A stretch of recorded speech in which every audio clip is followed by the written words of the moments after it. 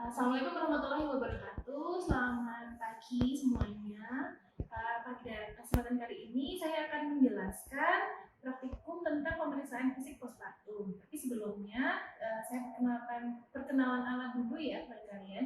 Yang kita butuhkan adalah sarung tangan. Di sini bisa menggunakan sarung tangan bersih saja cukup. Kemudian ada bengkok, kemudian ada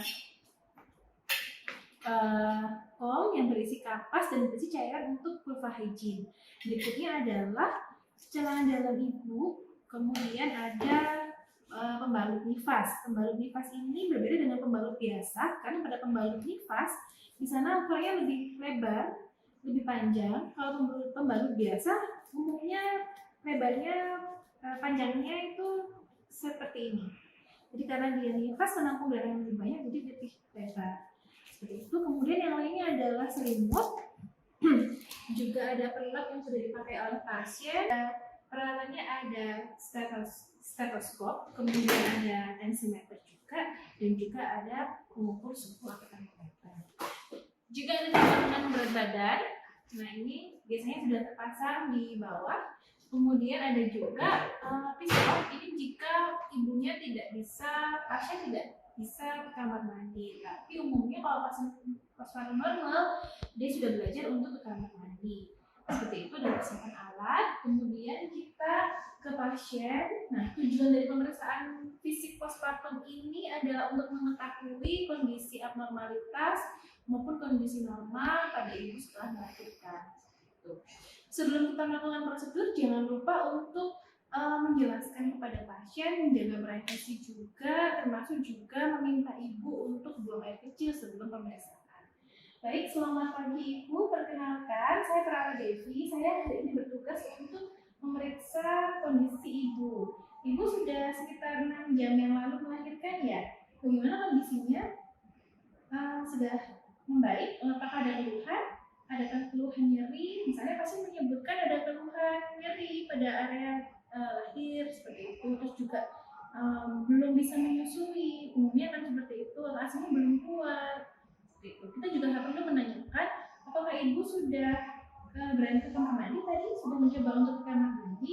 Misalnya pasiennya belum mengatakan belum, nah itu kita bisa tawarkan bantuan untuk ke kamar mandi. Apakah perlu saya dampingi untuk ke kamar mandi? Jika iya, maka pasiennya dianjurkan untuk atau kita bantu untuk ke kamar mandi. Jika pasiennya bisa sendiri, maka kita anjurkan pasien untuk buang air kecil terlebih dahulu. Ibu sebelum pemeriksaan, saya melakukan pemeriksaan, nanti ibu sebelum saya melakukan pemeriksaan, ibu bisa berkemih dahulu ya, atau buang air kecil supaya ini tidak mengganggu pada saat proses pemeriksaan. Karena ada beberapa bagian dari ibu yang akan saya sentuh seperti itu. Nah, berikutnya adalah pemeriksaannya. Pada pemeriksaan postpartum itu kita bisa dari head to toe, mulai dari kepala sampai dengan ke ujung kaki. Tetapi ada pemeriksaan fokus yaitu yang kita kenal dengan Babihi atau mnemoniknya adalah B, breast, U untuk uterus, B lagi untuk bowel, kemudian B yang kedua adalah untuk bladder, dan selanjutnya adalah lochia, L-nya, E adalah episiotomi, kemudian H adalah hemoroid dan homicide, kemudian E yang terakhir adalah emosi. Kita juga bisa melakukan pemeriksaan vital sign juga untuk pendukung dari Babihi ini. Nah, kalau mulai dari yang secara umum, Babihi sebenarnya juga masuk ke dalam pemeriksaan yang secara head to toe tersebut. Kita bisa cek dulu dari yang kepala, bagaimana sebaran rambutnya, kemudian terutama di kepala itu fokus ke konjungtiva. Ibu mohon untuk matanya dinaikkan, melihat ke atas. Ibu mohon melihat ke atas, kemudian kita cek konjungtivanya apakah ada minus atau tidak, kemudian apakah ada nyeri telan seperti itu, apakah ada karies dentis. Kalau tidak ada itu aman, berarti kondisinya tidak masalah.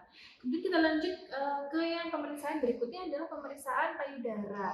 Jadi berfokus ketika pasiennya ini adalah persalinan normal yang tidak ada penyulit, dalam artian ada penyakit jantung ataupun paru, kita bisa langsung ke pemeriksaan payudara. Ibu permisi, nah saya saya akan memeriksa payudara ibu. Di pemeriksaan payudara pada postpartum kita sama seperti pada pemeriksaan kehamilan umumnya. Kita juga cek di postpartum itu, kita cek kedua payudaranya, kemudian bentuknya, kemudian kita cek juga puting susunya, apakah menonjol, ataukah dia tenggelam, ataukah dia pecah, seperti itu. Pada kondisi postpartum, areola akan berwarna lebih gelap dan juga lebih menghitam dan melebar, seperti itu. Berikutnya kita cek juga dari payudara ibu apakah sudah keras. Biasanya pada ibu-ibu yang multipara, payudara itu akan terisi ASI bahkan sebelum melahirkan. Jadi begitu sudah melahirkan, kita akan merasakan bendungan pada payudara. Sedangkan pada ibu-ibu yang preemie, biasanya baru awal-awal itu payudaranya belum keras. Itu tidak masalah, bukan menjadi sebuah abnormalitas. Kalau payudara di hari pertama melahirkan itu masih belum terisi ASI secara penuh. Nah, kalau misalnya sudah penuh, nanti kita ajarkan untuk menyusui yang baik. Nah, setelah kita cek kanan dan kiri, kita cek juga pengeluaran ASI. Pengeluaran ASI ngeceknya dengan huruf C seperti ini ya. Kita pencet, kemudian kita arahkan ke atas sambil kita lihat yang keluar itu apa. Nah, apakah cairannya berwarna kekuningan atau keputihan atau belum keluar sama sekali, itu tidak masalah. Kalau sudah keluar, kita beritahu ibu bisa lihat, nah ini ASI-nya ibu sudah mulai keluar, meskipun sedikit tidak masalah, itu bukan menjadi abnormalitas pada persalinan normal. Kemudian setelah payudara kita cek, kita juga bisa menanyakan ibu tadi sudah menyusui atau belum ke bayinya. Kalau misalnya belum, kenapa? Kalau misalnya sudah, ada kesulitan selama menyusui. Nah, seperti itu. Nanti kita berikan edukasi terkait dengan menyusui. Berikutnya kita bisa ke abdomen. Jadi kita bisa ke abdomen. Nah, di abdomen ini kita bisa kita rapikan ya ibunya. Misalnya dia menggunakan baju ataupun pakai bra, itu kita rekatkan kembali. Dan kita ke abdomen. Di sini kita juga bisa mengecek dari inspeksi dulu, kemudian kita lihat kondisi seperti apa gambarannya. Umumnya pada ibu postpartum masih ada linea nigra, yaitu garis yang menghubungkan antara umbilikus sampai dengan ke sintesis. Kemudian biasanya juga ada yang muncul, ada yang tidak. Itu adalah stria gravidarum, garis-garis di sebelah. Kemudian kita juga bisa cek, berikutnya adalah kita cek tinggi uterus ya, TFU-nya seberapa. Setelah B tadi adalah breast, yang kedua adalah cek uterus. Jadi di uterus itu kita cek juga pada kondisi 1 hari postpartum, ibu itu uterusnya biasanya akan setinggi pusat atau 1 jari di bawah pusat. Nah, ini adalah caranya kita bisa mengecek mempalpasi tinggi fundus uteri, yaitu kita fiksasi bagian bawah, kemudian bagian atas ini kita tekan. Karena ini pantum ya, jadi agak keras. Kalau pada pasien, kita bisa melakukan penekanan secara lembut ke dalam, kemudian kita masase searah jarum jam. Kita cari di mana kita bisa merasakan gumpalan, jadi semacam benjolan seperti ini. Nah, itu bisa kita rasakan di situ. Nah, itu di sebelah mana. Nah, baru kemudian kita bisa tahu tinggi dari benjolan tersebut itu berapa jari di bawahnya umbilikus. Atau misalnya masih setinggi umbilikus, kita juga bisa cek apakah masih setinggi umbilikus ataukah di bawahnya. Kalau misalnya pasiennya belum berkemih, biasanya posisi TFU, tinggi fundus uteri, itu tidak lurus tapi lebih bernyerong seperti ini. Nah, itu kita bisa anjurkan untuk berkemih setelah pemeriksaan, atau seharusnya tadi sebelum pemeriksaan itu kita anjurkan untuk berkemih terlebih dahulu. Seperti itu.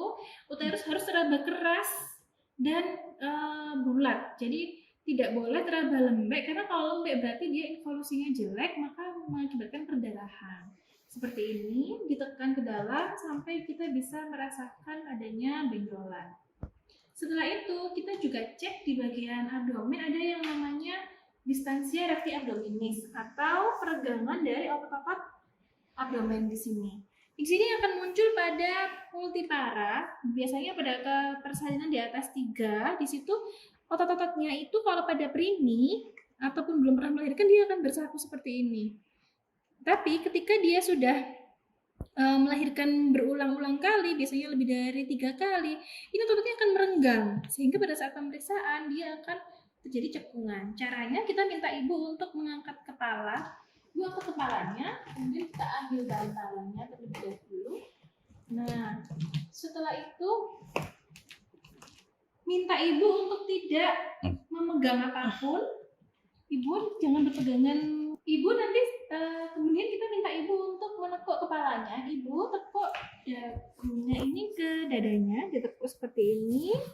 Nah, tangan ibu tidak boleh berpegangan ke sacral. Ibu nanti tangannya jangan berpegangan ke sacral ya. Nah, setelah itu kita ukur distansianya ini, jarak antara dari sinfisis sampai dengan ke umbilicus ini.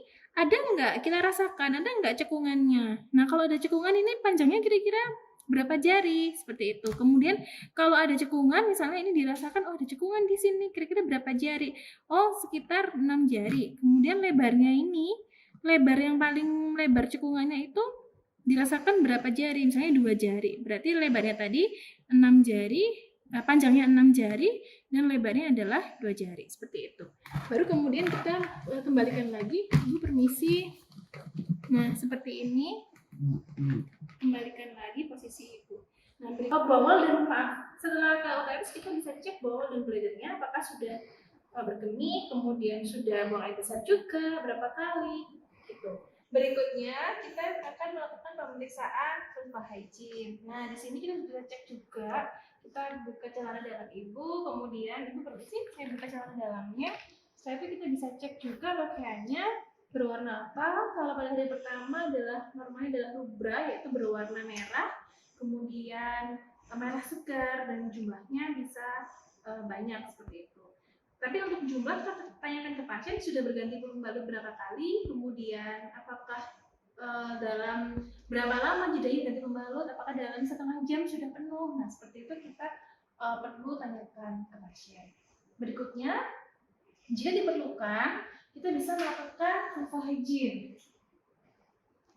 Silakan bengkok, kemudian kita kakinya pasien diminta untuk menekuk ya. Dekatkan bengkok, kemudian kita bisa buka. Untuk sarung tangan cukup dengan sarung tangan bersih saja, tidak perlu sarung tangan steril karena vulva hygiene prinsipnya adalah bersih. Seperti itu. Ibu, saya mau bersihkan. Kalau pasiennya sudah bisa ke kamar mandi sendiri dan sudah bisa untuk membersihkan diri, itu lebih baik ya. Jadi tidak kita lakukan juga tidak apa-apa. Tapi kalau memang belum bisa sama sekali, kita bantu dengan vulva hygiene. Seperti ini. Pada saat vulva hygiene langsung ambil 5 kapas, jadi biar nggak bolak-balik kita ambil kurang lebih 5 kapas. Berikutnya tangan kiri kita membuka labia, kemudian tangan kanan mendekatkan. Kita bersihkan dari labia mayora kanan, labia mayora kiri, kemudian kanan dan kiri, kemudian labia minora kiri, labia minora kanan. Berikutnya dari klitoris sampai ke anus. Nah, seperti ini kita bisa juga cek juga apakah ada stosel ataupun ada perdarahan. Nah, seperti itu. Kita bisa cek juga kalau memang pasiennya ada ruptur, misalnya ada robekan pada saat jalan lahir, pada saat melahirkan ada robekan, atau dia perlu di episiotomi, kan ada luka jahit. Nah, itu untuk kemudian kita minta ibu untuk tengkurap seperti ini. Ketika kita akan memeriksa episiotomi atau luka ruptur, kemudian kita minta satu kaki ibu untuk ditekuk. Nah, begini kita bisa gunakan pen light. Nah, pada saat ini kita juga bisa cek, kita menyalakan lampu untuk bisa pakai pen light. Kemudian kita bisa cek dari lukanya itu seperti apa. Misalnya ada luka, kenapa kita posisikan begini? Karena ini lebih memudahkan daripada pasiennya terlentang, itu lebih mudah untuk melihat lukanya. Seperti itu, kita bisa cek lukanya, tanda-tanda lidah, red, ekimosis, edema, kemudian discharge ada atau tidak, lukanya sudah bersatu atau belum, seperti itu. Nah, seperti itu. Jika tidak ada, tidak perlu dilakukan, tetapi ketika ada baru dilakukan. Nah, setelah pemeriksaan ini selesai, di bagian telinga selesai, kita sudah cek trokea, kita bisa berikan, kalau ibunya bawa pembalut dan celana dalam baru, kita bisa pasangkan. Kemudian kita bisa memakaikan celana dalam yang baru. Untuk mahasiswa yang belum tahu bagaimana memakai pembalut, ini bisa dilepas dahulu, kemudian dipasang dulu ke celana.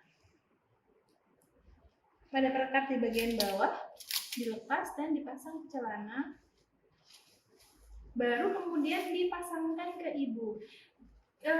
Setelah melahirkan biasanya ada yang belum memakai celana dalam, cukup memakai underpad, ada yang seperti itu, ada yang sudah memakai celana dalam. Baru kita bantu, ibu saya bantu ya.